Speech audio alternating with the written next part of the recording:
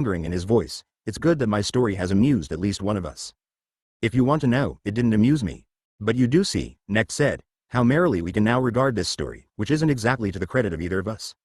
We can laugh at it. Laugh? Why should we? Because this story about the ex-Castalian Plinio who struggled to master the glass bead game and worked so hard for his former friend's appreciation is now past and over with for good, exactly like the story of the tutor Necht who in spite of all his training in Castalian manners was a total duffer when it came to dealing with this Plinio who suddenly blew in on him, so that today after so many years that clumsy behavior can be held up to him as in a mirror. Once again, Plinio, you have an excellent memory and you've told the story well. I couldn't have done it justice. It's fortunate that the tale is over and done with and we can laugh at it. Designori was perplexed. He could not help feeling the warmth and pleasantness of the Magister's good humor. It was obviously far removed from mockery. And he felt also that an intense seriousness lay behind this gaiety. But in telling his story he had too painfully relived the bitterness of that episode, and his narrative had been so much in the nature of a confession that he could not change key so readily. Perhaps you forget, he said hesitantly, already half persuaded, that what I related was not the same for me as it was for you. For you it was at most chagrin. For me it was defeat and collapse, and incidentally also the beginning of important changes in my life. When I left Waldsall that time, just as soon as the course ended, I resolved never to return here, and I was close to hating Castalia and all of you. I had lost my illusions and had realized that I would never again belong among you, perhaps had never belonged as much as I had imagined. It would not have taken much more to make me into a renegade and an outright enemy of everything Castalian. Necht fixed him with a look at once cheerful and penetrating. Certainly, he said, and of course you're going to tell me all about that soon, I very much hope. But for the present I see our relationship as this. In our early youth we were friends, were parted and took very different paths. Then we met again, this at the time of your unlucky holiday course. You'd become half or entirely a person of the world. I was a rather conceited Waldzeller, much preoccupied with Castalian forms. And today we have recalled this disappointing and shaming reunion. We have seen ourselves in our awkwardness at that time and we have been able to laugh at it, because today everything is completely different. I freely admit that the impression you made on me at that time did in fact embarrass me greatly. It was an altogether unpleasant, negative impression. I could make nothing of you. To me you unexpectedly, disturbingly, and annoyingly seemed unfinished, coarse, worldly. I was a young Castalian who knew nothing of the world and actually wanted to know nothing of it. And you, well, you were a young foreigner whose reason for visiting us I could not rightly understand. I had no idea why you were taking a game course, for you seemed to have almost nothing of the elite pupil left in you. You grated on my nerves as I did on yours. Of course I could not help striking you as an arrogant Waldzeller without any basis for his arrogance who was bent on keeping his distance from a non-Castalian and amateur at the game. And to me you were a kind of barbarian, semi-cultured, who seemed to be making bothersome and groundless claims upon my interest and my friendship. We fended each other off, we came close to hating each other. There was nothing we could do but part, because neither of us had anything to give the other and neither of us could be fair to the other. But today, Plinio, we have been able to revive that shamefully buried memory and we may laugh at that scene and at the pair of us, because today we have come together as different men and with quite different intentions and potentialities, without sentimentality, without repressed feelings of jealousy and hatred, without conceit. Both of us grew up long ago, both of us are men now. Designori smiled with relief, but still he asked, are we so sure of that? After all, we had goodwill enough even then. I should think we had, Necht said, laughing. And with all our goodwill we drove and strained ourselves until we couldn't bear it any longer. At that time we disliked each other instinctively. To each of us the other was unfamiliar, disturbing, alien, and repugnant, and only an imaginary sense of obligation, of belonging together, forced us to play out that tedious farce for a whole evening. I realized that soon after your visit, neither of us had properly outgrown either our former friendship or our former opposition. Instead of letting that relationship die we thought we had to exhume it and somehow continue it. We felt indebted to it and had no idea how to pay the debt. Isn't that so? I think, Plinio said thoughtfully, that even today you are still being somewhat overpolite. You say, we both, but in fact it was not the two of us who were seeking and unable to find each other. The seeking, the love, was all on my side, and so the disappointment and suffering also. And now I ask you, what has changed in your life since that meeting? Nothing. In my case, on the other hand, it was a deep and painful dividing line, and I cannot accept your laughing way of dismissing it. Forgive me, Necht amiably apologized. I have probably rushed matters. But I hope that in time you too will be able to laugh at that incident. Of course you were wounded then, though not by me, as you thought and still seem to think. You were wounded by the gulf between yourself and Castalia, by the chasm between your world and mine which we seemed to have bridged in the course of our schoolboy friendship but which suddenly yawned before us so fearfully wide and deep. Insofar as you blame me personally, I beg you to state your accusation frankly. Oh, it was never an accusation. But it was a plaint. You didn't hear it at the time, and it seems you don't want to hear it even now. At the time you answered it with a smile and a show of good manners, and you're doing the same thing again. Although he sensed the friendship and profound goodwill in the Magister's eyes, he was impelled to stress this point. It was necessary for this burden he had borne for so long to be at last thrown off. Connect's expression did not change. After a moment's reflection he said cautiously, "Only now am I beginning to understand you, friend. Perhaps you are right and we must discuss this too. Still, may I remind you that you could legitimately have expected me to enter into what you call your plaint only if you had really expressed it. But the fact was that during that evening's conversation in the guest house you expressed no plaints whatsoever. Instead you put as brisk and brave a face as possible on the whole thing, just as I did. Like me, you acted the fearless warrior who has no grievances. But secretly you expected, as you now tell me, for me to hear the hidden plaint somehow and to recognize your true face behind your mask. Well, I fancy I did notice something of the sort at the time, though far from everything. But how was I to suggest to you that I was worried about you, that I pitied you, without offending your pride? And what would have been the good of my extending my hand, since my hand was empty and I had nothing to give you, no advice, no comfort, no friendship, because our ways had parted so completely? As a matter of fact, at the time the hidden uneasiness and unhappiness that you concealed behind a brash manner annoyed me. To be frank, I found it repugnant. It contained a claim on my sympathy which was contradicted by your manner. I felt there was something importunate and childish about it, and it made my feelings chill toward you all the more. You were making claims on my comradeship. You wanted to be a Castalian, a glass bead game player, and at the same time you seemed so uncontrolled, so odd, so lost in egotistic emotions. That was the tenor of my opinion at the time, for I could see clearly that virtually nothing was left of the Castalian spirit in you. You had apparently forgotten even the elementary rules. Very well, that wasn't my affair. But then why were you coming to Waldsall and wanting to hail us as your fellows? As I've said, I found that annoying and repugnant, and at the time you were absolutely right if you interpreted my assiduous politeness as rejection. I did instinctively reject you, and not because you were a worldly person, but because you were asserting a claim to be regarded as a Castalian. But when you recently reappeared after so many years, there was no longer any trace of that. You looked worldly and talked like a man from outside. I noticed the difference especially in the expression of sadness, grief or unhappiness on your face. But I liked everything about you, your bearing, your words, even your sadness. They were beautiful, suited you, worthy of you. None of that bothered me. I could accept you and affirm it all without the slightest inner resistance. This time no excessive politeness and good manners were necessary, and so I promptly met you as a friend and tried to show you my affection and concern. But this time the situation was reversed. This time it was I who tried to win you while you held back. My only encouragement was that I tacitly understood your appearance in our province and your interest in our affairs as a sign of attachment and loyalty. So then, finally you responded to my wooing, and we have now come to the point of opening our hearts to each other and in this way, I hope, being able to renew our old friendship. You were just saying that our meeting at that time was painful for you, but insignificant for me. We won't argue about that, you might be right. But our present meeting, Amos, is by no means insignificant for me. It means a great deal more to me than I can possibly tell you, more than you can possibly guess. Just to give you the briefest of hints, it means more to me than the return of a lost friend and the resurrection of times past with new force and in a new light. Above all, it represents to me a kind of call, an approach toward me from outside. It opens a way for me into your world. It confronts me once more with the old problem of a synthesis between you and us. And this occurs at the right moment. This time the call does not find me deaf, it finds me more alert than I have ever been, because it does not really surprise me. It does not come to me as something alien, something from outside which I may or may not respond to, as I please. Rather, it comes out of myself. It is the twin to a very powerful and insistent desire, to a need and a longing within myself. But let us talk of this some other time. It is already late and we both need our rest. You spoke of my good cheer and your sadness, and you meant, it seems to me, that I was not being fair to what you call your plaint, and that I have not been fair to it today either, since I respond to this plaint with smiles. There is something here I don't quite understand. Why should not a complaint be listened to with cheerfulness? Why must one wear a doleful face instead of a smile? From the fact that you came to Costalia again, and to me, with your grief and your burden, I think I may conclude that our cheerful serenity means something to you. But if I do not go along with your sadness, do not let myself be infected by it, that does not mean I don't recognize it or take it seriously. I fully recognize and honor your demeanor, which your life in the world has imprinted upon you. It becomes you and belongs to you. It is dear to me and deserves respect, although I hope to see it change. Of course I can only guess at its source. You will tell me or not tell me about it later, as seems right to you.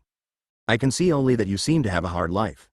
But why do you think I would not or cannot be fair to you and your burdens? Designori's face had clouded over once more. Sometimes, he said resignedly, it seems to me that we have not only two different languages and ways of expressing ourselves, each of which can only vaguely be translated into the other, but that we are altogether and fundamentally different creatures who can never understand each other. Which of us is really the authentic and integral human being, you or me? Every so often I doubt that either of us is. There were times when I looked up to you members of the Order and glass bead game players with such reverence, such a sense of inferiority, and such envy that you might have been gods or supermen, forever serene, forever playing, forever enjoying your own existences, forever immune to suffering. At other times you seemed to me either pitiable or contemptible, eunuchs, artificially confined to an eternal childhood, childlike and childish in your cool, tightly fenced, neatly tidied playground and kindergarten, where every nose is carefully wiped and every troublesome emotion is soothed, every dangerous thought repressed, where everyone plays nice, safe, bloodless games for a lifetime and every jagged stirring of life, every strong feeling, every genuine passion, every rapture is promptly checked, deflected, and neutralized by meditation therapy. Isn't it an artificial, sterilized, didactically pruned world, a mere sham world in which you cravenly vegetate, a world without vices, without passions, without hunger, without sap and salt, a world without family, without mothers, without children, almost without women? The instinctual life is tamed by meditation. For generations you have left to others dangerous, daring, and responsible things like economics, law, and politics. Cowardly and well protected, fed by others, and having few burdensome duties, you lead your drones' lives, and so that they won't be too boring you busy yourselves with all these erudite specialties, count syllables and letters, make music, and play the glass bead game, while outside in the filth of the world poor harried people live real lives and do real work. Necht had listened to him with unswervingly friendly attentiveness. My dear friend, he said deliberately, how strongly your words remind me of the spirited battles of our school days. The difference is that today I no longer need play the same part as I did then. My task today is not defense of the Order and the province against your assaults, and I am very glad that this troublesome task, which overtaxed me at the time, is mine no longer. You see, it's become rather difficult to repel the sort of glorious cavalry charge you've once again mounted. You talk, for example, of people out in the rest of the country who live real lives and do real work. That sounds so fine and absolute, practically axiomatic, and if one wanted to oppose it one would have to rudely remind the speaker that his own real work consists partly in sitting on a committee for the betterment of Castalia. But let us leave joking aside for the moment. It is apparent from your words and your tone that your heart is still full of hatred for us, and at the same time full of despairing love toward us, full of envy and longing. To you we are cowards, drones, or children playing in a kindergarten, but at times you have also seen us as godlike in our serenity. From all this, though, I think I may rightly conclude one thing. Castalia is not to blame for your sadness, your unhappiness, or whatever we choose to call it. That must come from elsewhere. If we Castalians were to blame, your accusations against us would not be just what they were in the discussions of our boyhood. In later conversations you must tell me more, and I don't doubt that we shall find a way to make you happier and more serene, or at least to change your relationship toward Castalia into a freer and more pleasant one. As far as I can see right now, you have a false, constrained, sentimental attitude toward us. You have divided your own soul into a Castalian and worldly part, and you torment yourself excessively about things for which you bear no responsibility. Possibly you also do not take seriously enough other things for which you do bear responsibility. I suspect that it is some time since you have done any meditation exercises. Isn't that so? Designori gave an anguished laugh. How keen you are, Domini. Some time, you say? Many, many years have passed since I gave up the magic of meditation. Now you are suddenly so concerned about me. That time you met me here in Waldsall during the vacation course and showed me so much courtesy and contempt, and turned down my plea for comradeship in so polished a manner, I left here with the firm resolve to put an end to everything Castalian about me. From then on I gave up the glass bead game, ceased meditating. Even music was spoiled for me for a considerable time. Instead I found new friends who gave me instruction in worldly amusements. We drank and whored, we tried all available narcotics, we sneered at decency, reverence, idealism. Of course the thing didn't go on very long at such a crude level, but long enough to remove completely the last traces of Castalian veneer. And then, years later, when I occasionally realized that I had gone too far and badly needed some of the techniques of meditation, I had become too proud to start again. Too proud? Necht murmured. Yes, too proud. I had meanwhile plunged into the world and become a man of the world. I wanted nothing more than to be one with the others. I wanted no other life than the world's life, its passionate, childlike, crude, ungoverned life vacillating forever between happiness and fear. I disdained the idea of procuring a degree of relief and some transcendence over others by employing your methods. The magister gave him a sharp look. And you endured that, for many years? Didn't you use any other methods to cope with it all? Oh yes, Plinio confessed. I did and still do. At times I go back to drinking, and usually I need all kinds of sedatives so that I can sleep. For a second Necht closed his eyes, as though suddenly weary, then he fixed his gaze upon his friend once more. Silently, he looked into his face, earnestly probing at first, but with his own expression gradually growing gentler, friendlier, serener. Designori has recorded that he had never before encountered such a look in anyone's eyes, a look at once so searching and so loving, so innocent and so critical, radiating such kindness and such omniscience. He admits that this look disturbed him unpleasantly at first, but gradually reassured and overcame him by its gentle insistence. But he was still trying to fight back. You said that you know ways to make me happier and more serene. But you don't ask whether that is what I really want. Well, Joseph next said, laughing, if we can make a person happier and more serene, we should do it in any case, whether or not he asks us to. And how could you not want that and not be seeking it? That's why you are here, that's why we are once again sitting face to face, that's why you return to us, after all. You hate Castalia, you despise it, you're far too proud of your worldliness and your sadness to wish to find relief through the use of reason and meditation. And yet a secret, unquenchable longing for us and our serenity remained with you all through these years, luring you to return, to try us once more. And I must tell you that you have come at the right moment, when I too have been longing intensely for a call from your world, for an opening door. But we'll talk about that next time. You've confided a great deal to me, friend, and I thank you for it. You will see that I too have some things to confess to you. It is late, you're leaving tomorrow, and another day of official routines awaits me. We must go to bed. But please give me another 15 minutes. He stood up, went to the window, and looked up at the starry, crystalline night sky overlaid by the scudding clouds. Since he did not return to his chair at once, his guest also stood up and came over to the window beside him. The magister stood there, drinking in the cool, thin air of the autumnal night with rhythmic inhalations. He pointed toward the sky. Look, he said, this landscape of clouds and sky. At first glance you might think that the depths are there where it is darkest, but then you realize that the darkness and softness are only the clouds and that the depths of the universe begin only at the fringes and fjords of this mountain range of clouds, solemn and supreme symbols of clarity and orderliness.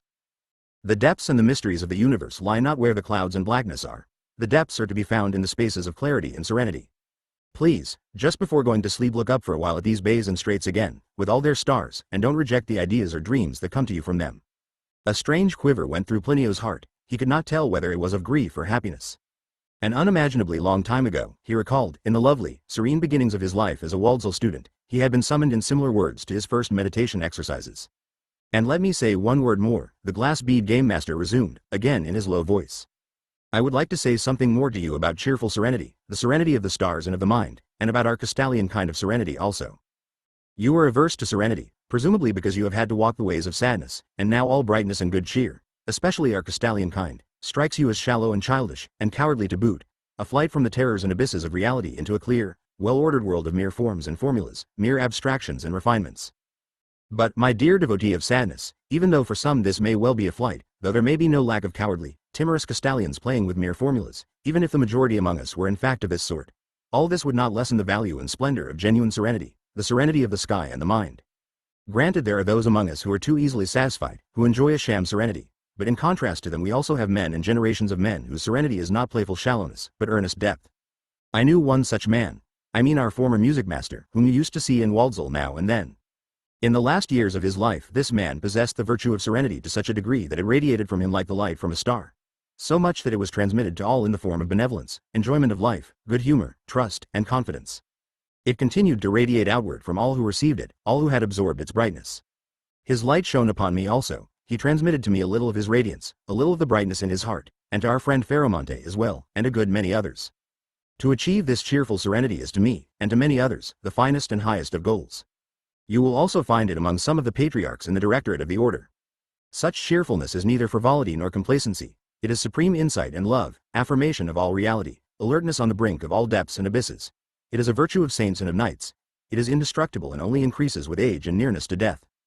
It is the secret of beauty and the real substance of all art. The poet who praises the splendors and terrors of life in the dance measures of his verse, the musician who sounds them in a pure, eternal present, these are bringers of light, increasers of joy and brightness on earth, even if they lead us first through tears and stress. Perhaps the poet whose verses gladness was a sad solitary, and the musician a melancholic dreamer, but even so their work shares in the cheerful serenity of the gods and the stars. What they give us is no longer their darkness, their suffering or fears, but a drop of pure light, eternal cheerfulness. Even though whole peoples and languages have attempted to fathom the depths of the universe in myths, cosmogonies, and religions, their supreme, their ultimate attainment has been this cheerfulness. You recall the ancient Hindus, our teacher in Waldsall once spoke so beautifully about them. A people of suffering, of brooding, of penance and asceticism, but the great ultimate achievements of their thought were bright and cheerful. The smile of the ascetics and the Buddhas are cheerful. The figures in their profound, enigmatic mythologies are cheerful. The world these myths represent begins divinely, blissfully, radiantly, with a springtime loveliness, the golden age. Then it sickens and degenerates more and more, it grows coarse and subsides into misery, and at the end of 4 ages, each lower than the others, it is ripe for annihilation. Therefore it is trampled underfoot by a laughing, dancing Shiva, but it does not end with that. It begins anew with the smile of dreaming Vishnu whose hands playfully fashion a young, new, beautiful, shining world.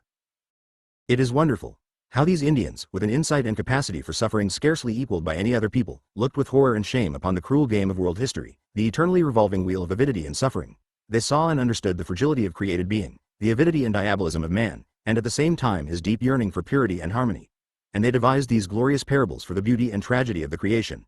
Mighty Shiva, who dances the completed world into ruins, and smiling Vishnu, who lies slumbering and playfully makes a new world arise out of his golden dreams of gods. But to return to our own Castalian cheerfulness, it may be only a late-born, lesser variety of this great universal serenity, but it is a completely legitimate form. Scholarship has not been cheerful always and everywhere, although it ought to be. But with this scholarship, which is the cult of truth, is closely allied to the cult of the beautiful, and allied also with the practice of spiritual refreshment by meditation. Consequently, it can never entirely lose its serene cheerfulness. Our glass bead game combines all three principles: learning, veneration of the beautiful, and meditation, and therefore a proper glass bead game player ought to be drenched in cheerfulness as a ripe fruit is drenched in its sweet juices. He ought above all to possess the cheerful serenity of music, for after all music is nothing but an act of courage, a serene, smiling, striding forward and dancing through the terrors and flames of the world, the festive offering of the sacrifice. This kind of cheerful serenity is what I have been concerned with ever since I began dimly to sense its meaning during my student days, and I shall never again relinquish it, not even in unhappiness and suffering. We shall go to sleep now, and tomorrow morning you are leaving. Come back soon, tell me more about yourself, and I shall begin to tell you, too. You will hear that even in Waldsall and even in the life of a magister there are doubts, disappointments, despairs, and dangerous passions. But now I want you to take an ear filled with music to bed with you. A glance into the starry sky and an ear filled with music is a better prelude to sleep than all your sedatives. He sat down and carefully, very softly, played a movement from the Purcell Sonata, which was one of Father Jacobus's favorite pieces. The notes fell into the stillness like drops of golden light, so softly that along with them the song of the old fountain in the yard could be heard. Gently, austerely, sparingly, sweetly, the lovely separate voices met and mingled. Bravely and gaily they paced their tender rondo through the void of time and transitoriness, for a little while making the room and the night hour vast as the universe. And when the friends bade each other good night, the guest's face had changed and brightened, although his eyes had filled with tears. 10. Preparations. Now that Knecht had managed to break the ice, a vital association, revitalizing to the two of them, began between himself and Designori. The latter, who for long years had lived in resigned melancholia, had to admit that his friend was right. What had drawn him back to the pedagogic province was in fact the longing for a cure, for brightness, for Castalian cheerfulness. While Tegularius observed the new development with jealous mistrust, Plinio began visiting frequently, even when he had no commission business. Soon Magister Knecht knew all he needed to know about him. Designori's life had been neither so extraordinary nor so complicated as Knecht had imagined after those initial revelations. In his youth Plinio had suffered certain disappointments and humiliations, the more painful to one of his active, enthusiastic temperament, of which we have already heard. He had failed in his efforts to become a mediator between the world and Castalia. He had not contrived to create a synthesis of the worldly and Castalian components in his background and character, and had instead turned into an isolated and embittered outsider. Nevertheless, he was not simply a failure. In defeat and renunciation he had in spite of everything shaped a selfhood. In him Castalian education seemed to have miscarried. At least it had so far produced nothing but conflicts and disappointments for him, and a profound loneliness difficult for a man of his sort to bear. It seemed, moreover, that since he had once stumbled into this thorny path of maladjustment, he was driven to commit all kinds of acts that increased his isolation and his difficulties. Thus, while still a student, he found himself irreconcilably at odds with his family, in particular with his father. Although not reckoned among actual political leaders, his father, like all the Designors, had been a lifelong supporter of the conservative, pro-government party. He was hostile to all innovations, opposed to the claims of the underprivileged to new rights and a fair share in the economy. He was suspicious of men without name or rank, devoted to the old order, and prepared to make sacrifices for everything he regarded as legitimate and sacred.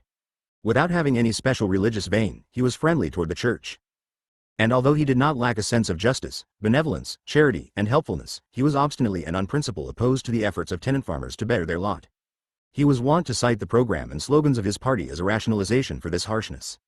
In reality, what motivated him was neither conviction nor insight, but blind loyalty to his class and the traditions of his family. This spirit was in keeping with a deep chivalrousness and feeling for chivalric honor, and an outspoken contempt for everything that pretended to be modern, progressive, and contemporary. It was a bitter blow to a man of this sort when his son Plinio, while still in his student days, joined a distinctly oppositional and modernistic party. In those days a youthful left wing of an old middle-class liberal party had been formed, led by a man named Veriguth, a publicist, deputy, and forceful orator. He was a highly emotional populist and libertarian with a tendency to become intoxicated by his own rhetoric. This man courted the students by giving public lectures in university towns, and met with considerable success. Among other enthusiastic followers, he won over Designori.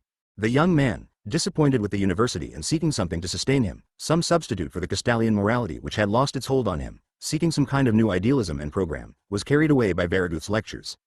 He admired the man's passion and fighting spirit, his wit, his hortatory style, his good looks and fine speech. Soon Plinio joined a faction of students who had been converted by Variguth's lectures and were working for his party and aims. When Plinio's father learned of this, he set out at once for the university town. In a thundering rage, shouting at his son for the first time in his life, he charged him with conspiracy, betrayal of his father, his family, and the traditions of his house, and ordered him to undo his error at once by severing all ties with Variguth and his party.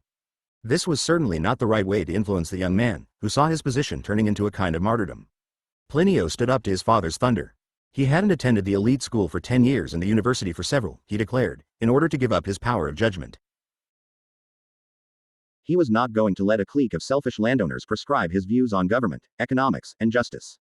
In framing this reply, he profited by the example of Variguth, who modeled himself on the great tribunes of the people in never speaking of his own or class interests, but only of pure absolute justice and humanity. Plinio's father burst into bitter laughter and suggested that his son at least finish his studies before he meddled in grown-up affairs and fancied that he knew more about human life and justice than venerable generations of noble families whose degenerate scion he was and whom he was now traitorously stabbing in the back. With every word the quarrel grew more bitter and insulting, until the father suddenly stopped in icy shame, as though a mirror had shown him his own face distorted with rage. In silence, he took his leave. From then on, Plinio's old pleasant and intimate relationship to his paternal home was never restored. He remained loyal to his faction and its neo-liberalism. What is more, after completing his studies he became Variguth's disciple, assistant, and intimate associate, and a few years later his son-in-law. Since Designori's psychic equilibrium had been disturbed by his education in the elite schools, or perhaps we should say by his difficulties in readjusting to the world and to life back home, so that he was already beset by problems, these new relationships threw him into an exposed, complex, and delicate situation. He gained something of indubitable value, a kind of faith, political convictions, and membership in a party which satisfied his youthful craving for justice and progressiveness. In Variguth he acquired a teacher, leader, and older friend whom at first he uncritically admired and loved, and who moreover seemed to need him and appreciate him. He gained a direction and goal, work and a mission in life. That was a good deal, but it had to be dearly bought. To some degree the young man came to terms with the loss of his natural position in his father's family and among his peers. To some degree he managed to meet expulsion from a privileged caste, and its subsequent hostility, with a sort of relish in martyrdom. But there were some things he could never get over, above all the gnawing sense that he had inflicted pain on his beloved mother, had placed her in an uncomfortable position between his father and himself, and by doing so had probably shortened her life. She died soon after his marriage. After her death Plinio scarcely ever visited his home, and when his father died he sold the ancient family seat. Among those who have made heavy sacrifices for a position in life, a government post, a marriage, a profession, there are some who contrive to love their position and affirm it the more on the strength of these very sacrifices. What they have suffered for constitutes their happiness and their fulfillment. Designori's case was different. Although he remained loyal to his party and its leader, his political beliefs and work, his marriage and his idealism, he began to doubt everything connected with these things. His whole life had become problematical to him. The political and ideological fervor of youth subsided. In the long run, the struggle to prove oneself right no more made for gladness than had the trials undertaken out of defiance. Experience in professional life had its sobering effect. Ultimately he wondered whether he had become a follower of Variguth out of a sense of truth and justice, or whether he had not been at least half seduced by the man's gifts as a speaker and rabble-rouser, his charm and nimble wit in public appearances, the sonority of his voice, his splendid virile laughter, and the intelligence and beauty of his daughter. More and more he began to doubt whether old Designori with his class loyalty and his obduracy toward the tenant farmers had really held the baser view. He became uncertain whether good and bad, right and wrong, had any absolute existence at all. Perhaps the voice of one's own conscience was ultimately the only valid judge, and if that were so, then he, Plinio, was in the wrong. For he was not happy, calm, and balanced, he was not confident and secure. On the contrary, he was plagued by uncertainty, doubts, and guilts. His marriage was not unhappy and mistaken in any crude sense, but still it was full of tensions, complications, and resistances. It was perhaps the best thing he possessed, but it did not give him that tranquility, that happiness, that innocence and good conscience he so badly missed. It required a great deal of circumspection and self-control. It cost him much effort. Moreover, his handsome and gifted small son Tito very soon became a focal point of struggle and intrigue, of courting and jealousy, until the boy, pampered and excessively loved by both parents, inclined more and more to his mother's side and became her partisan. That was the latest and, so it seemed, the bitterest sorrow and loss in Designori's life. It had not broken him, he had assimilated it and found an attitude toward it, a dignified, but grave, worn, and melancholy way of bearing it. While Knecht was gradually learning all this from his friend in the course of frequent visits, he had also told him a great deal about his own experiences and problems. He was careful not to let Plinio fall into the position of the one who has made his confession only to regret it at a later hour or, with a change of mood, to wish to take it all back. On the contrary, he won Plinio's confidence by his own candor and strengthened it by his own revelations.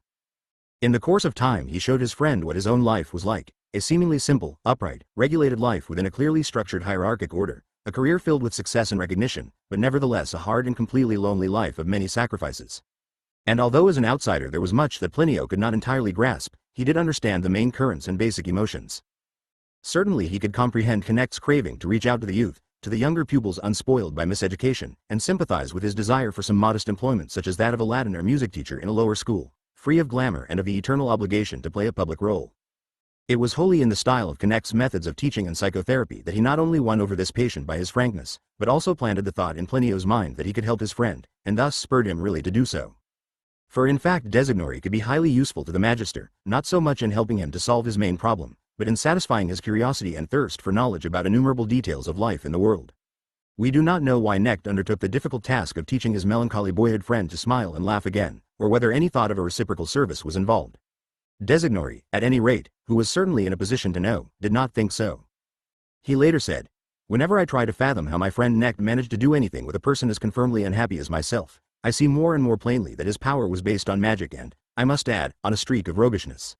He was an arch rogue, far more than his own underlings realized, full of playfulness, wit, slyness, delighting in magicians' tricks, in guises, in surprising disappearances and appearances. I think that the very moment I first turned up at the Castalian board meeting he resolved to snare me and exert his special sort of influence on me, that is, to awaken and reform me. At any rate he took pains to win me over from the very first. Why he did it, why he bothered with me, I cannot say. I think men of his sort usually do such things unconsciously, as a kind of reflex. When they encounter someone in distress they feel it as their task to respond to that appeal immediately. He found me distrustful and shy, by no means ready to fall into his arms, let alone ask him for help. He found me, his once frank and communicative friend, disillusioned and reticent, yet this very obstacle seemed to stimulate him. He did not give up, prickly though I was, and he finally achieved what he wanted. Among other things he made it seem that our relationship was one of mutual aid, as though my strength were equal to his, my worth to his, my need of help paralleled by an equal need on his part. In our very first long conversation he implied that he had been waiting for something like my appearance, that he had in fact been longing for it, and gradually he admitted me into his plan of resigning his office and leaving the province. He always made me aware of how much he counted on my advice, my assistance, my secrecy, since aside from me he had not a single friend in the world outside, and no experience at all with that world. I admit that I liked to feel this, and that it contributed a good deal toward my trusting him completely and my putting myself more or less at his mercy. I believed him absolutely, but later, in the course of time, the whole thing began to seem totally dubious and improbable, and I would have been unable to say whether and to what extent he really expected something from me, and whether his way of capturing me was innocent or politic, naive or sly, sincere or contrived in a kind of game. He was so far superior to me, and did me so much good, that I would never have ventured to look deeper into the matter. In any case, nowadays I regard the fiction that his situation was similar to mine, and he just as dependent on my sympathy and aid as I on his, as merely a form of politeness, an engaging and pleasant web of suggestion that he wove around me. Only that to this day I cannot say to what extent his game with me was conscious, preconceived, and deliberate, to what extent it was in spite of everything naive and a pure product of his nature. For Magister Joseph was certainly a great artist. On the one hand his urge to educate, to influence, to heal and help and develop the personalities of others, was so strong that he scarcely scrupled about the means he used. On the other hand it was impossible for him to undertake even the smallest task without devoting himself totally to it. But one thing is certain, that at the time he took me under his wing like a friend and like a great physician and guide. He did not let go of me once he held me, and ultimately he awakened me and cured me as far as that was possible. And the remarkable thing, so utterly typical of him, was that while he pretended to be asking me to help him escape from his office, and while he listened calmly and often with actual approval to my crude and simple-minded jibes at Castalia, and while he himself was struggling to free himself from Castalia, he actually lured and guided me back there. He persuaded me to return to meditation. He schooled and reshaped me by means of Castalian music and contemplation, Castalian serenity, Castalian fortitude. He made me, who in spite of my longing for your way had become so utterly un-Castalian and anti-Castalian, into one of your sort again. He transformed my unrequited love for you into a requited love. Such were Designori's comments, and no doubt he had reason for his admiring gratitude. It may not be too difficult to teach boys and young men the lifestyle of the order, with the aid of our tried and true methods. It was surely a difficult task in the case of a man who was already approaching his 50th year, even if this man were himself full of goodwill.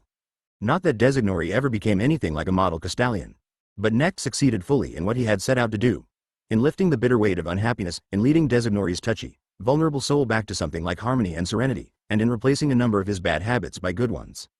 Naturally, the Magister Ludi could not himself undertake all the detailed work that was involved. He enlisted the apparatus and energies of Waldsal and the Order in behalf of this honored guest. For a while he even dispatched a meditation master from Hersland, the seat of the Order's directorate, to stay a while with Designori and supervise his exercises. But the whole plan and direction of the cure remained in Knecht's hand. It was in his 8th year as Magister that he at last yielded to his friend's repeated invitations and visited him at his home in the capital.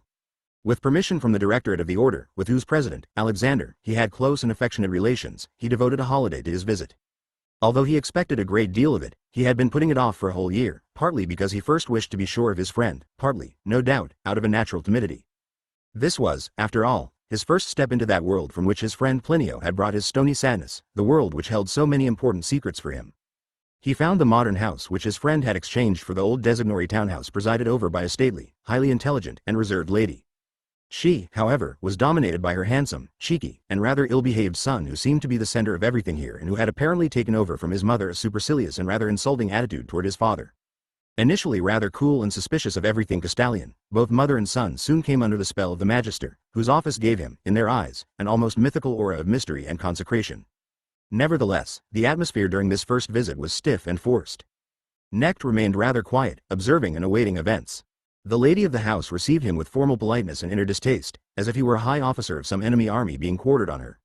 Tito, the son, was the least constrained of the three. Probably he had often enough looked on in amusement on similar situations. No doubt he had also profited by them. His father seemed to be only playing the part of master of the house. Between him and his wife the prevailing tone was one of gentle, cautious, rather anxious politeness, as if each of them were walking on tiptoe. This tone was maintained far more easily and naturally by the wife than by her husband. As for the son, Plinio was always making overtures of comradeship to the boy which were at times taken up for selfish reasons, at other times impudently rebuffed. In short, the three lived together in a sultry atmosphere of effort, guiltiness, and sternly repressed impulses, filled with fear of friction and eruptions, in a state of perpetual tension. The style of behavior and speech, like the style of the whole house, was a little too careful and deliberate, as though a solid wall had to be built against eventual breaches and assaults. Knecht also noted that a great deal of Plinio's regained serenity had vanished from his face again. Though in Waldsal or in the guest house of the Order in Hersland he was by now almost free of gloom, in his own house he still stood in the shadows, and provoked as much criticism as pity. The house was a fine one.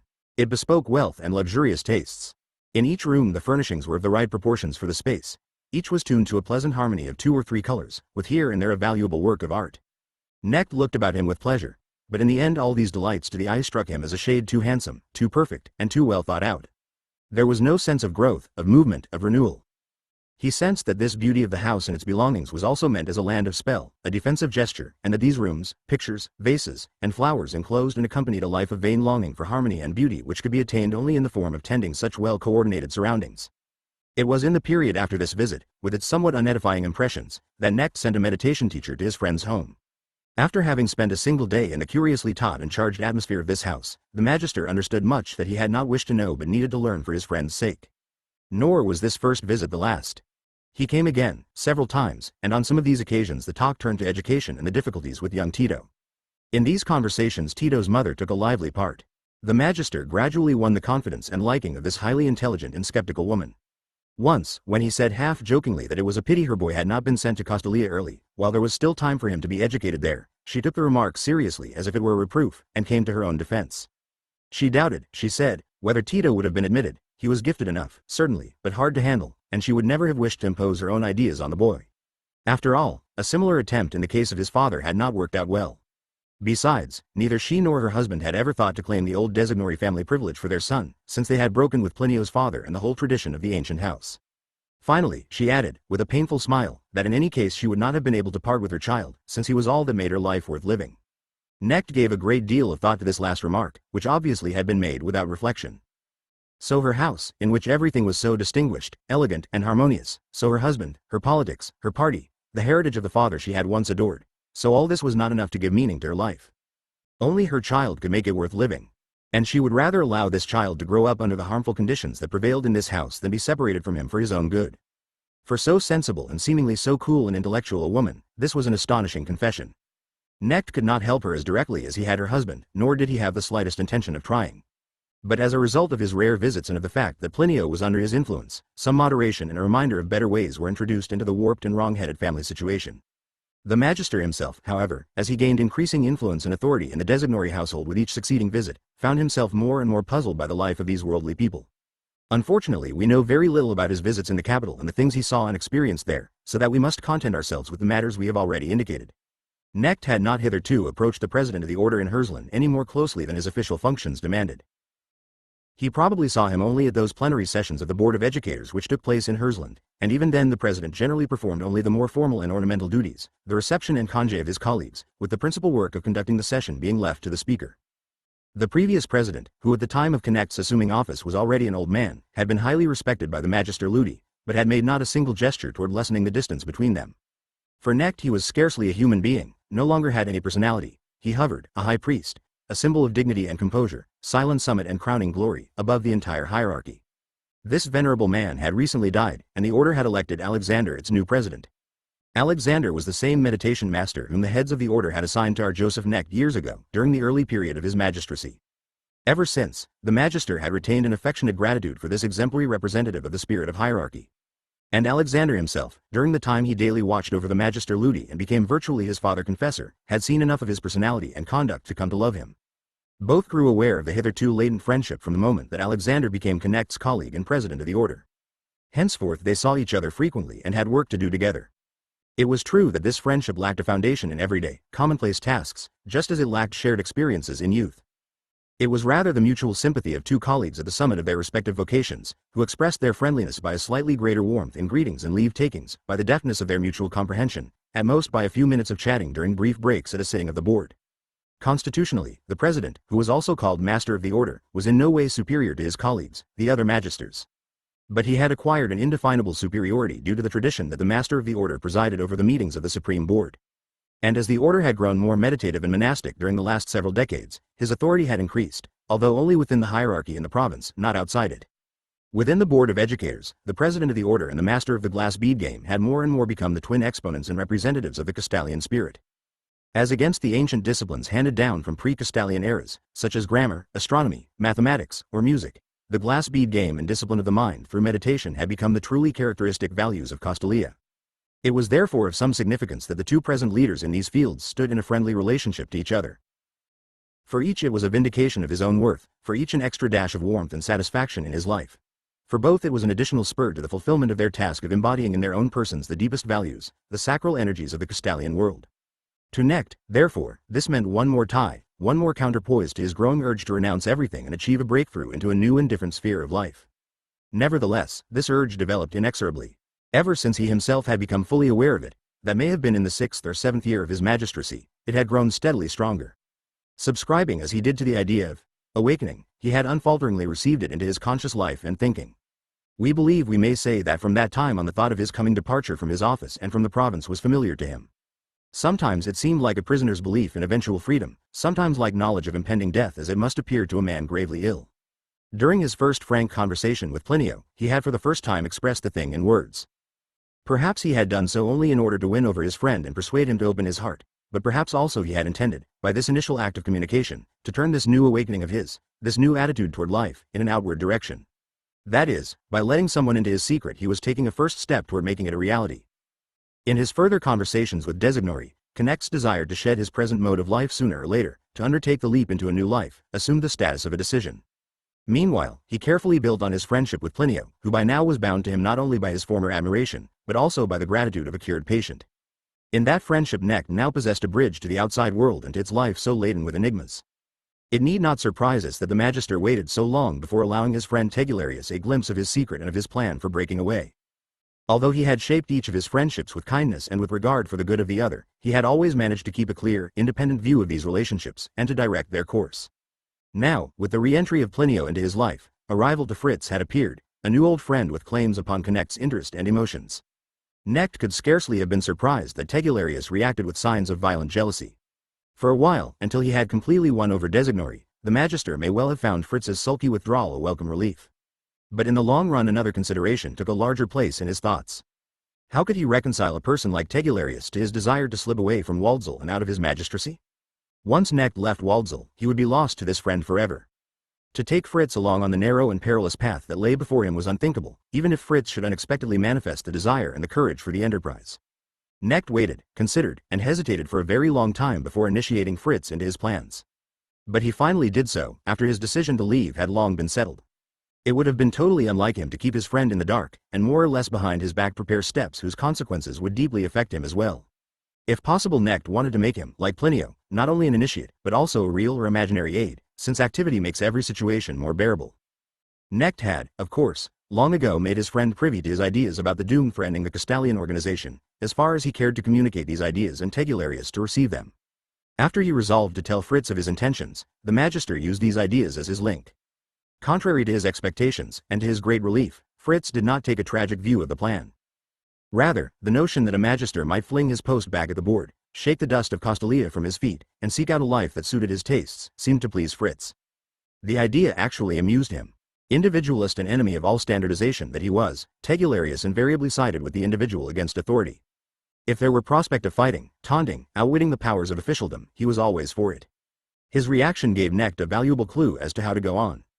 With an easier conscience, and laughing inwardly, the Magister promptly entered into his friend's attitude. He did not disabuse Fritz of his notion that the whole thing was a kind of coup de main against bureaucracy, and assigned him the part of an accomplice, collaborator, and conspirator. It would be necessary to work out a petition from the Magister to the board, he said, an exposition of all the reasons that prompted him to resign his office. The preparation of this petition was to be chiefly Tegularius's task. Above all, he must assimilate Knecht's historical view of the origins, development, and present state of Castalia, then gather historical materials with which Knecht's desires and proposals could be documented.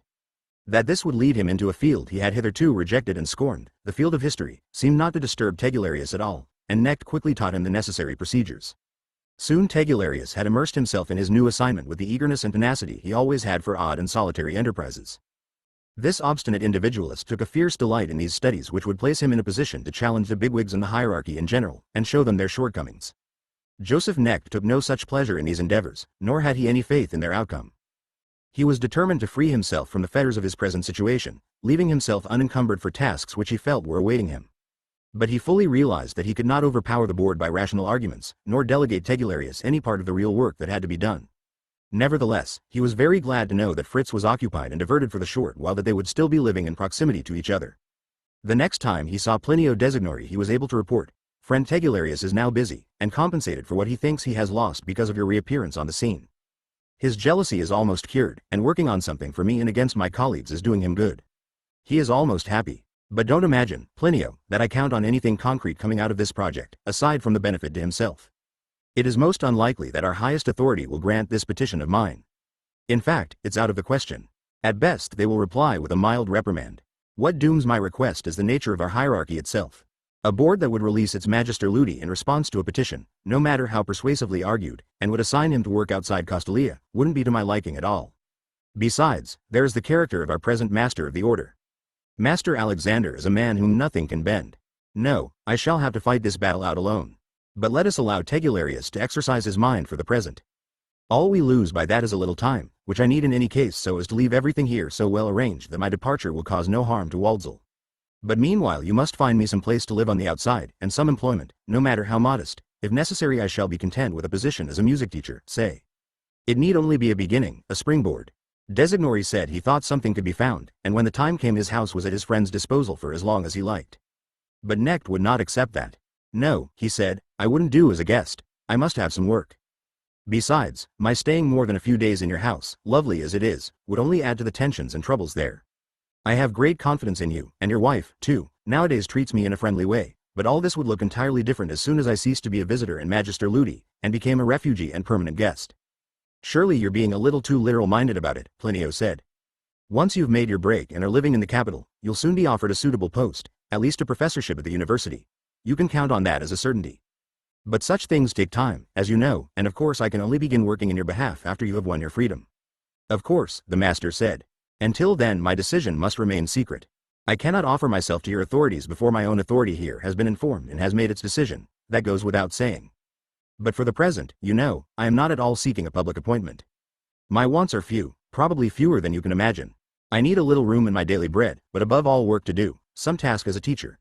I need one or a few pupils to whom I can be near and whom I can influence. A university post is the last thing on my mind. I would be just as glad, no, I would by far prefer, to work with a boy as a private tutor, or something of the sort. What I am seeking and what I need is a simple, natural task, a person who needs me. Appointment at a university would from the start mean my fitting into a traditional, sanctified, and mechanized bureaucracy, and what I crave is just the opposite of that. Hesitantly, Designori brought up the project that had been on his mind for some time. I do have something to propose, he said, and hope you will at least think it over. If you can possibly accept it, you would be doing me a service too. Since that first day I visited you here, you have given me a great deal of help. You've also come to know my household and know how things stand there. My situation isn't good, but it is better than it has been for years. The thorniest problem is the relationship between me and my son. He is spoiled and impudent. He's made himself a privileged position in our house. As you know, this was virtually pressed on him while he was still a child and courted by both his mother and myself. Since then he's decidedly gone over to his mother's side, and gradually whatever authority I might have had over him has been adroitly taken out of my hands. I had resigned myself to that, as I have to so much else in my botched life. But now that I have recovered somewhat, thanks to you, I've regained hope. You can see what I am driving at. I would think it a piece of great good fortune if Tito, who is having difficulties in school anyhow, were to have a tutor who would take him in hand. It's a selfish request, I know, and I have no idea whether the task appeals to you at all. But you've encouraged me to make the suggestion, as least. Necht smiled and extended his hand. Thank you, Plinio. No proposal could be more welcome to me. The only thing lacking is your wife's consent.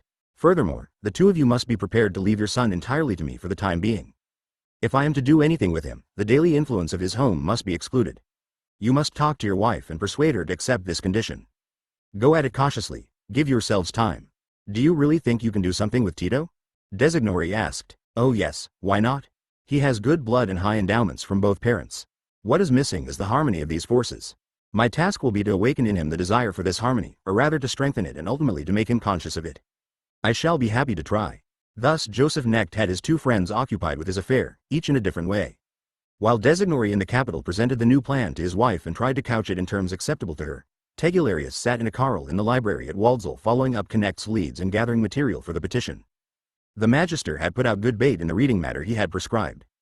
Fritz Tegularius, the fierce despiser of history, sank his teeth into the history of the warring epic, and became thoroughly infatuated with it. With his enthusiasm for any pastime, he ferreted out more and more anecdotes from that epic in the dark prehistory of the order. Soon he had collected such copious notes that when he presented them to his friend, Necht could use only a tenth of them. During this period Necht made several visits to the capital. Because a sound, integrated personality often finds easy access to troubled and difficult people, Designori's wife came to trust him more and more. Soon she consented to her husband's plan. Tito himself, on one of these visits, boldly informed the magister that he no longer wished to be addressed with the familiar pronoun, as if he were a child, since everyone nowadays, including his teacher, used the polite pronoun to him. Necht thanked him with perfect courtesy and apologized. In his province, he explained, the teachers used the familiar form to all students, even those who were quite grown up. After dinner he invited the boy to go for a walk with him and show him something of the city. In the course of the walk Tito guided him down a stately street in the old part of the city, where the centuries-old houses of wealthy patrician families stood in an almost unbroken row. Tito paused in front of one of these substantial, tall, and narrow buildings and pointed to a shield over the doorway. Do you know what that is? He asked. When Necht said he did not, he explained. Those are the Designori arms, and this is our old house. It belonged to the family for 300 years. But we are living in our meaningless, commonplace house just because after grandfather's death my father took it into his head to sell this marvelous old mansion and build himself a fashionable place that by now isn't so modern anymore. Can you understand anyone's acting like that? Are you very sorry about the old house? Necht asked. Very sorry, Tito said passionately, and repeated his question. Can you understand anyone's acting like that? Things become understandable if you look at them in the right light, the magister said. An old house is a fine thing, and if the two had stood side by side and your father were choosing between them, he probably would have kept the old one. Certainly, old houses are beautiful and distinguished, especially so handsome a one as this. But it is also a beautiful thing to build one's own house, and when an ambitious young man has the choice of comfortably and submissively settling into a finished nest, or building an entirely new one can well see that he may decide to build. As I know your father, and I knew him when he was a spirited fellow just about as old as you are, the sale of the house probably hurt no one more than himself. He had had a painful conflict with his father and his family, and it seems his education in our Costalia was not altogether the right thing for him. At any rate it could not deter him from several impatient acts of passion. Probably the sale of the house was one of those acts. He meant it as a thrust at tradition, a declaration of war upon his family, his father, the whole of his past and his dependency. At least that is one way to see it. But man is a strange creature, and so another idea does not appear altogether improbable to me, the idea that by selling this old house your father wanted primarily to hurt himself rather than the family. To be sure, he was angry at the family. They had sent him to our elite schools, had given him our land of education, only to confront him on his return with tasks, demands, and claims he could not handle. But I would rather go no further in psychological analysis. In any case, the story of this sale shows how telling the conflict between fathers and sons can be. This hatred, this love turned to hate. In forceful and gifted personalities, this conflict rarely fails to develop. World history is full of examples. Incidentally, I could very well imagine a later young designatory who would make it his mission in life to regain possession of the house for the family at all costs. Well, Tito exclaimed, wouldn't you think he was right? I would not like to judge him. If a later designatory recalls the greatness of his family and the obligations that such greatness imposes, if he serves the city, the country, the nation, justice, and welfare with all his energies and in the process grows so strong that he can recover the house, then he will be a worthy person and we would want to take our hats off to him. But if he knows no other goal in life besides this house business, then he is merely obsessed, a fanatic, a man surrendering to a passion, and in all probability someone who never grasped the meaning of such youthful conflicts with a father and so went on shouldering their load long after he became a man. We can understand and even pity him, but he will not increase the fame of his lineage. It is fine when an old family remains affectionately attached to its residents, but rejuvenation and new greatness springs solely from sons who serve greater goals than the aims of the family.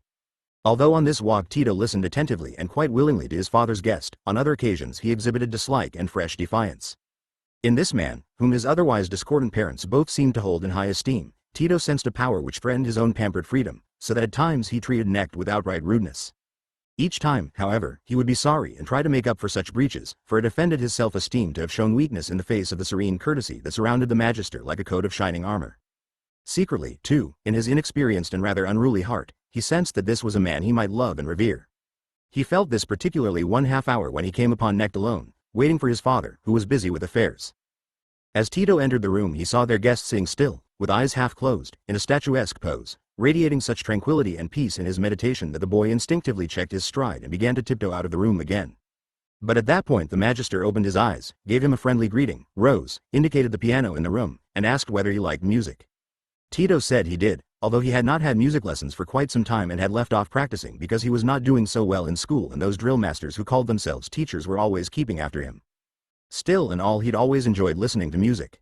Necht opened the piano, sat down at it, found it was tuned, and played an andante movement of Scarlatti's which he had recently used as the basis for a glass bead game exercise. Then he stopped, and seeing the boy rapt and attentive, began outlining more or less what took place in such an exercise.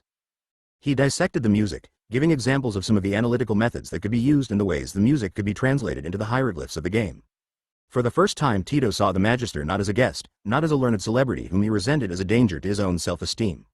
Rather, he saw him at his work, a man who had acquired a subtle, exacting art and practiced it with a masterly hand. Tito could only dimly sense the meaning of that art, but it seemed to be deserving of full devotion and to call forth all the powers of an integrated personality. That this man thought him grown up and intelligent enough to be interested in these complicated matters also gave him greater assurance.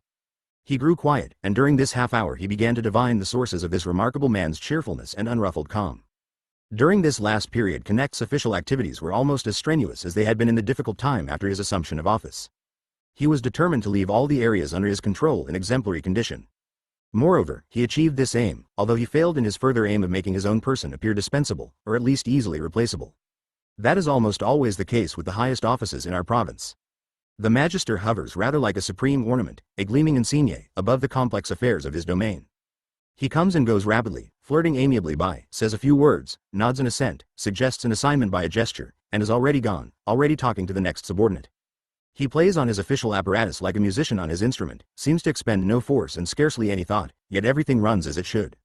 But every official in this apparatus knows what it means when the magister is away or ill, what it means to find a substitute for him even for a few hours or a day.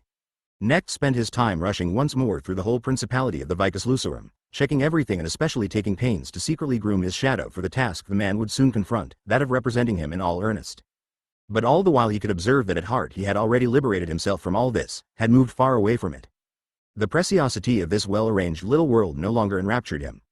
He saw Waldsall and his magisterial function as something that already virtually lay behind him, a region he had passed through, which had given him a great deal and taught him much, but which could no longer tempt him to new accomplishments, to a fresh outpouring of energy.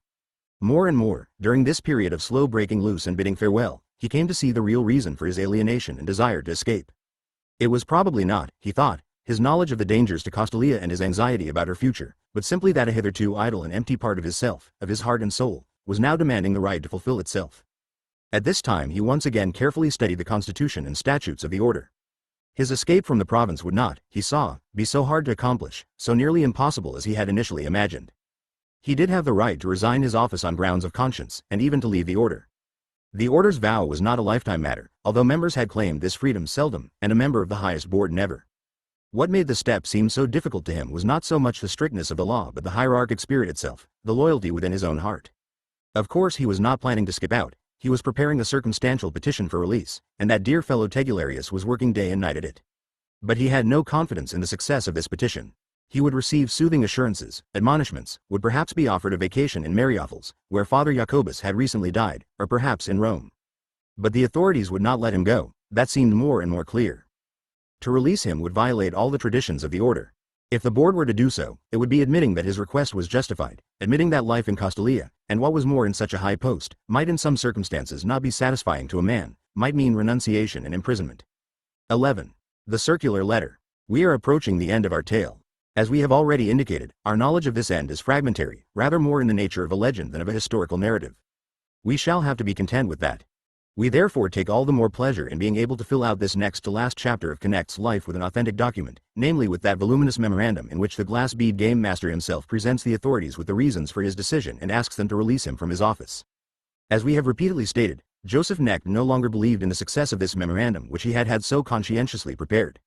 We must admit, moreover, that when the time came he wished he had neither written nor handed in this petition. He suffered the fate of all who exercise a natural and initially unconscious power over other men. This power is not exercised without a certain cost to its possessor. Although the magister had been glad to win his friend Tegularius' support for his plans, and to have made him a promoter and associate in them, the consequences went far beyond what he had conceived or wished. He had coaxed or misled Fritz into undertaking a task whose value he himself, as its author, no longer believed in. But when his friend at last presented him with the fruits of his labors, he could no longer undo the work.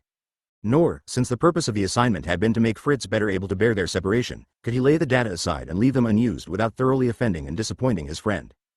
At the time, we are convinced, Knecht would much rather have brusquely resigned his office and declared his withdrawal from the order instead of choosing the roundabout mode of the petition, which in his eyes had become virtually a farce. But consideration for Tegularius caused him to restrain his impatience for a while longer. It would no doubt be interesting if we had his industrious friend's manuscript at our disposal. It consisted mainly of historical material meant to serve as proof or illustration, but we may safely assume that it contained a good many sharp and witty epigrams on the hierarchy, as well as on the world and world history. But even if this document, composed as it was in months of tenacious labor, were still in existence, as it quite possibly may be, we would have to forbear from publishing it here, since this book of ours would not be the proper place for it. Our concern is only with the use the Magister Ludi made of his friend's work. When Tegularius solemnly presented this document to him, he accepted it with cordial words of gratitude and appreciation, and knowing what pleasure this would give, asked Fritz to read it aloud. For several days, therefore, Tegularius spent half an hour in the magister's garden, for it was summertime, and read with gusto the many pages of his manuscript. Often the reading was interrupted by peals of laughter on the part of both. These were good days for Tegularius. Afterward, however, Knecht went into seclusion in order to compose his letter to the board. We present here its exact text. No further commentary on it is necessary. The Magister Ludi's letter to the Board of Educators. Various considerations have prompted me, the Magister Ludi, to present to the board a special request in this separate and somewhat more private memorandum, instead of including it in my official report. Although I am appending this memorandum to the official accounting that is now due, and await an official reply, I regard it rather as a circular letter to my colleagues in office.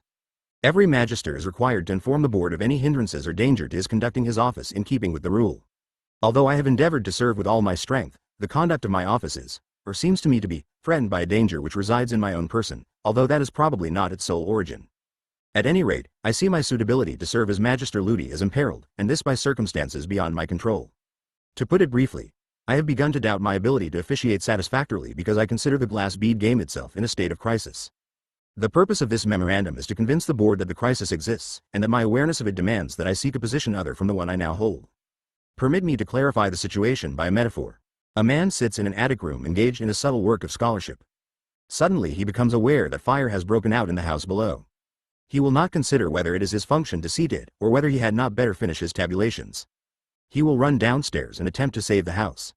Here I am sitting in the top story of our Castalian edifice, occupied with the glass bead game, working with delicate, sensitive instruments, and instinct tells me, my nose tells me, that down below something is burning, our whole structure is imperiled, and that my business now is not to analyze music or define rules of the game, but to rush to where the smoke is. Most of us brothers of the order take Castalia, our order, our system of scholarship and schooling, together with the game and everything associated with it, as much for granted as most men take the air they breathe and the ground they stand on. Hardly anyone ever thinks that this air and this ground could sometime not be there, that we might someday lack air or find the ground vanishing from under us. We have the good fortune of living well protected in a small, neat, and cheerful world, and the great majority of us, strange as it may seem, hold to the fiction that this world has always existed and that we were born into it. I myself spent my younger years in this extremely pleasant delusion, although I was perfectly well aware of the reality that I was not born in Castalia, but only sent here by the educational authorities and raised here. I knew also that Castalia, the order, the board, the colleges, the archives, and the glass bead game have not always existed, are by no means a product of nature, but a belated and noble creation of man's will, and transitory like all such things. I knew all this, but it had no reality for me. I simply did not think of it, ignored it, and I knew that more than 3/4 of us will live and die in this strange and pleasant illusion. But just as there have been centuries and millennia without the order and without Castalia, there will again be such eras in the future. And if today I remind my colleagues in the honorable board of this platitude, and call upon them to turn their eyes for once to the dangers that threaten us, if I assume for a moment the unenviable and often ludicrous role of prophet, warner, and sermonizer, I do so fully prepared to accept mocking laughter. But I hope nevertheless that the majority of you will read my memorandum to the end and that some of you may even agree with me on a few of its points. That in itself would be a good deal. An institution such as our Castalia, a small province dedicated to the things of the mind, is prone to internal and external perils. The internal perils, or at least a good many of them, are known to us. We keep watch for them and take the necessary measures. Every so often we send individual pupils back, after having admitted them to the elite schools, because we discover in them ineradicable traits and impulses which would make them unfitted for our community and dangerous to it. Most of them, we trust, are not lesser human beings on that score, but merely unsuited to Castalian life, and after their return to the world are able to find conditions more appropriate to them, and develop into capable men. Our practice in this respect has proved its value, and on the whole our community can be said to sustain its dignity and self-discipline and to fulfill its task of being and constantly recruiting a nobility of the mind. Presumably we have no more than a normal and tolerable quota of the unworthy and slothful among us. The conceit that can be observed among the members of our order is rather more objectionable. I am referring to that class arrogance to which every aristocracy inclines, and with which every privileged group is charged, with or without justification. The history of societies shows a constant tendency toward the formation of a nobility as the apex and crown of any given society. It would seem that all efforts at socialization have as their ideal some kind of aristocracy, of rule of the best, even though this goal may not be admitted. The holders of power, whether they have been kings or an anonymous group, have always been willing to further the rise of a nobility by protection and the granting of privileges. This has been so no matter what the nature of the nobility, political, by birth, by selection and education. The favored nobility has always basked in the sunlight, but from a certain stage of development on, its place in the sun, its privileged state, has always constituted a temptation and led to its corruption. If, now, we regard our order as a nobility and try to examine ourselves to see to what extent we are in our special position by our conduct toward the whole of the people and toward the world, to what extent we have already been infected by the characteristic disease of nobility, hubris, conceit, class arrogance, self-righteousness, exploitativeness, if we conduct such a self-examination, we may be seized by a good many doubts. The present-day Castalian may not be lacking in obedience to the rules of the order, in industry, in cultivated intelligence, but does he not often suffer from a severe lack of insight into his place in the structure of the nation, his place in the world and world history? Is he aware of the foundation of his existence? Does he know himself to be a leaf, a blossom, a twig or root of a living organism? Does he have any notion of the sacrifices the nation makes for his sake, by feeding and clothing him, by underwriting his schooling and his manifold studies? And does he care very much about the meaning of our special position? Does he have any real conception of the purpose of our order and life? There are exceptions, granted, many and praiseworthy exceptions. Nevertheless, I am inclined to answer all these questions with a no. The average Castalian may regard the man of the outside world, the man who is not a scholar, without contempt, envy, or malice, but he does not regard him as a brother, does not see him as his employer, does not in the least feel that he shares responsibility for what is going on outside in the world. The purpose of his life seems to him to be cultivation of the scholarly disciplines for their own sake, or perhaps even to be taking pleasurable strolls in the garden of a culture that pretends to be a universal culture without ever being quite that. In brief, this Castalian culture of ours, sublime and aristocratic though it certainly is, and to which I am profoundly grateful, is for most of those associated with it not an instrument they play on like a great organ, not active and directed toward goals, not consciously serving something greater or profounder than itself. Rather, it tends somewhat toward smugness and self-praise, toward the cultivation and elaboration of intellectual specialism. I know there are a large number of Castalians who are men of integrity and worth, who really desire only to serve. I mean the teachers who are the products of our system, who then go out into the country to engage in unselfish and incalculably important service far from the pleasant climate and the intellectual luxuries of our province. These fine teachers out there are, strictly speaking, the only ones among us who are really carrying out the purpose of Castalia. Through their work alone we are repaying the nation for the many benefits we receive from it. Granted that every one of his brothers of the order knows that our supreme and most sacred task consists in preserving the intellectual foundation of our country and our world. That foundation has proved to be a moral element of the highest efficacy, for it is nothing less than the sense of truth, on which justice is based, as well as so much else. But if we examine our real feelings, most of us would have to admit that we don't regard the welfare of the world, the preservation of intellectual honesty and purity outside as well as inside our tidy province, as the chief thing. In fact, it is not at all important to us. We are only too glad to leave it to those brave teachers out there to pay our debt to the world by their self-sacrificing work, and so more or less justify the privileges we enjoy, we glass bead game players, astronomers, musicians, and mathematicians. It is part of the above-mentioned arrogance and caste spirit that we do not much care whether we earn our privileges by accomplishments. Even though our abstemious way of life is prescribed by the order, a good many of us plume ourselves on it, as if it were a virtue we were practicing purely for its own sake instead of its being the least that we owe to the country that makes our Castalian existence possible. I shall content myself with merely referring to these internal defects and dangers. They are not insignificant, although in peaceful times they would not come anywhere near imperiling our existence. But as it happens, we Castalians are dependent not only on our own morality and rationality. We depend vitally on the condition of the country and the will of the people. We eat our bread, use our libraries, expand our schools and archives, but if the nation no longer wants to authorize this, or if it should be struck by impoverishment, war, and so on, then our life and studying would be over in a minute. Someday our country might decide that its Castalia and our culture are a luxury it can no longer afford. Instead of being genially proud of us, it may come round to regarding us as noxious parasites, tricksters, and enemies. Those are the external dangers that threaten us. To portray these dangers in any graphic form, I would probably have to draw upon examples from history. And if I were talking to the average Castalian, I would surely encounter a measure of passive resistance, and almost childish ignorance and indifference. As you know, among Castalians interest in world history is extremely weak. Most of us, in fact, not only lack interest but also respect for history. We fail to do it justice, I might say. Over the years I have done considerable searching into the sources of this feeling, this mixture of indifference and arrogance toward world history, and I have found that it derives from two causes.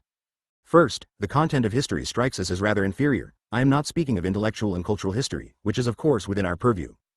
Insofar as we have any notions at all about world history, we see it as consisting in brutal struggle for power, goods, lands, raw materials, money, in short, for those material and quantitative things which we regard as far from the realm of mind and rather contemptible. For us the 17th century is the age of Descartes, Pascal, Froberger, not of Cromwell or Louis XIV. The second reason we fight shy of history is our traditional and I would say valid distrust of a certain kind of history writing which was very popular in the age of decadence before the founding of our order. A priori we have not the slightest confidence in that so-called philosophy of history of which Hegel is the most brilliant and also most dangerous representative. In the following century it led to the most repulsive distortion of history and destruction of all feeling for truth. To us, a bias for this sham philosophy of history is one of the principal features of that era of intellectual debasement and vast political power struggles which we occasionally call the century of wars, but more often the age of the feuilleton. Our present culture, the order in Castalia, arose out of the ruins of that age, out of the struggle with an eventual defeat of its mentality, or insanity.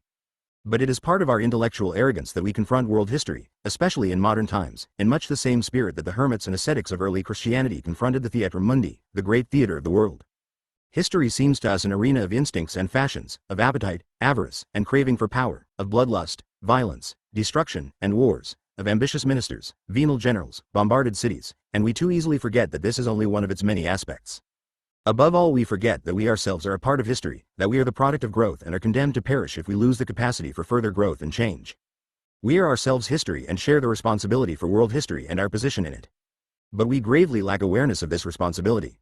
Let us glance at our own history, at the periods in which the present pedagogic provinces arose, in our own country and in so many others. Let us glance at the origins of the various orders and hierarchies of which our order is one.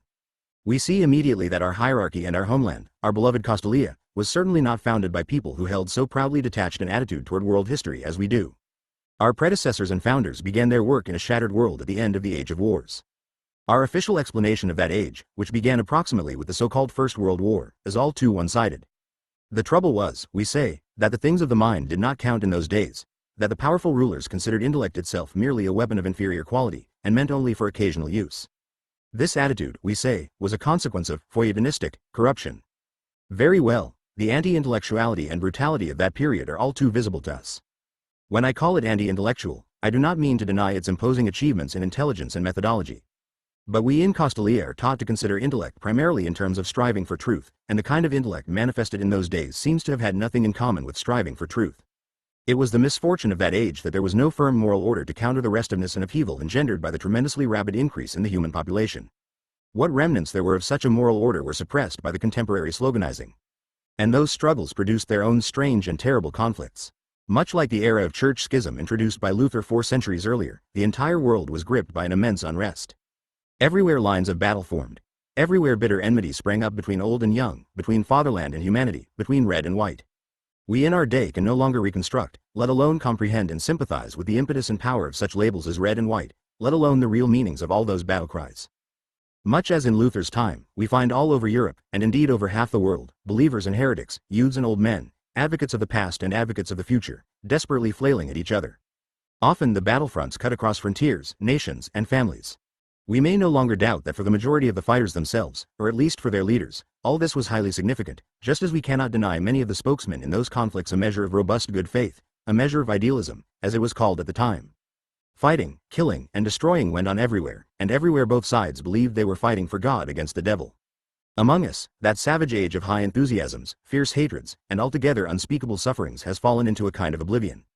That is hard to understand, since it was so closely linked with the origin of all our institutions, was the basis and cause of those institutions. A satirist might compare this loss of memory with the kind of forgetfulness that parvenu adventurers who have at last obtained a patent of nobility have for their birth and parentage. Let us continue to dwell a little longer on those warlike times. I have read a good many of their documents, taking less interest in the subjugated nations and destroyed cities than in the attitude of the intellectuals of the day. They had a hard time of it, and most of them did not endure. There were martyrs among the scholars as well as among the clergy, and the example of their martyrdom was not entirely without some effect, even in those times so accustomed to atrocities. Still in all, most men of mind did not stand up under the pressures of that violent age. Some capitulated and placed their talents, knowledge, and techniques at the disposal of the rulers. Let us recall the well-known statement of a university professor in the Republic of the Massagetes. Not the faculty but His Excellency the General can properly determine the sum of 2 and 2. Others put up a struggle as long as it was possible to do so in a reasonably safe fashion and published protests. A world-famous author of the time, so we read in Ziegenhals, in a single year signed more than 200 such protests, warnings, appeals to reason, and so on, probably more than he had actually read. But most learned the art of silence. They also learned to go hungry and cold, to beg and hide from the police. They died before their time and were envied for this by the survivors. Countless numbers took their own lives. There was truly no pleasure and no honor in being a scholar or a writer. Those who entered the service of the rulers and devised slogans for them had jobs and livelihoods, but they suffered the contempt of the best among their fellows, and most of them surely suffered pangs of conscience also. Those who refused such service had to go hungry, live as outlaws, and die in misery or exile. A cruel and incredibly harsh weeding out took place. Scientific research that did not directly serve the needs of power and warfare rapidly sank into decadence. The same was true for the whole educational system. History, which each of the leading nations of any given period referred exclusively to itself, underwent revision and fantastic simplification. Historical philosophy and feuilletonism dominated the field. So much for details. Those were wild and violent times, chaotic and Babylonian times in which peoples and parties, old and young, red and white, no longer understood each other. After sufficient bloodletting and debasement, it came to its end. There arose a more and more powerful longing for rationality, for the rediscovery of a common language, for order, morality, valid standards, for an alphabet and multiplication table no longer decreed by power blocks and alterable at any moment.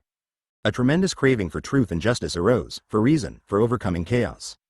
This vacuum at the end of a violent era concerned only with superficial things. This sharp universal hunger for a new beginning and the restoration of order gave rise to our Costalia.